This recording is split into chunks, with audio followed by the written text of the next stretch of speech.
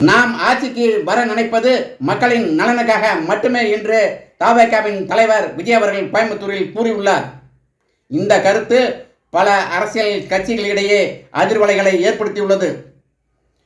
விஜய் அவர்கள் கோயம்புத்தூரில் இறங்கியவுடன் அமோக வரவேற்பு அவருக்கு கிடைத்தது.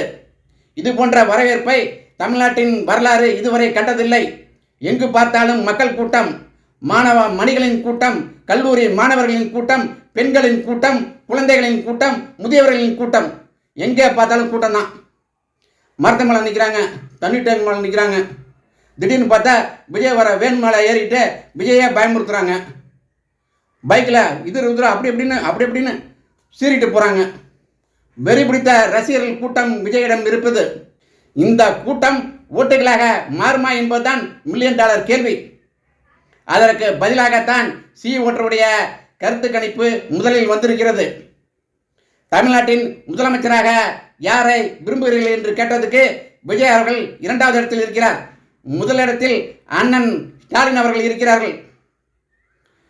விஜய் அவர்களுக்கு 17% பேர் முதலமைச்சர் ஆக வேண்டும் என்று நினைக்கிறார்கள். ஓட்டருடைய கருத்து கணிப்பு பெரும்பாலும் பலித்துவிடும். அந்த கணக்குப்படி பார்த்தா விஜய் அவர்களுக்கு எதிர்காலத்தில் அரசியலில் ஒரு நிச்சயமான மிகப்பெரிய இடம் இருப்பது போல தோன்றுகிறது.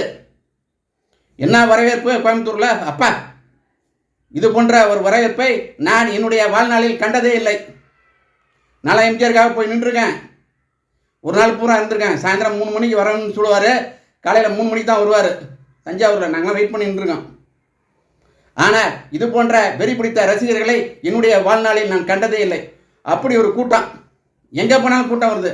நாட் ஒன்லி இன் கோயம்புத்தூர், தமிழ்நாட்டில் எங்கே போனாலும் விஜய்க்கென்று ரசிகர்கள் கூட்டம் கூடிக்கொண்டே இருக்கிறது. அதுதான் தமிழ்நாட்டில் உள்ள எல்லா கட்சிகளுக்கும் உள்ளேயே ஒரு அதிர்வலைகளை ஏற்படுத்தியுள்ளது.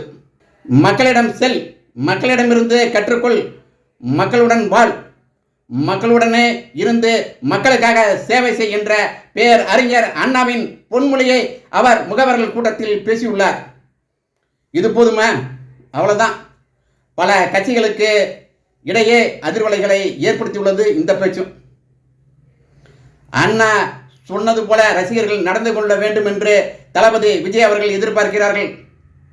தளபதி விஜய் அவர்கள் 2026 தேர்தலில் ஒரு அசைக்க முடியாத சக்தியாக உருவெடுத்து வருகிறார் என்பது மட்டுமே நிச்சயம். ஆலம்பரம் போன்ற திமுக இருக்கிறது. அதற்கு முன்னால் இப்பொழுது கட்சி ஆரம்பித்த விஜய் அவர்கள் என்னென்ன நடவடிக்கை எடுக்கப் போகிறார் என்று தமிழக மக்கள் ஆவலுடன் எதிர்பார்த்து கொண்டுள்ளார்கள். யார் ஜெயிக்கப் போகிறார்கள், ஜெயிப்பது யார் என்று நாம் பொறுத்திருந்து பார்ப்போம்.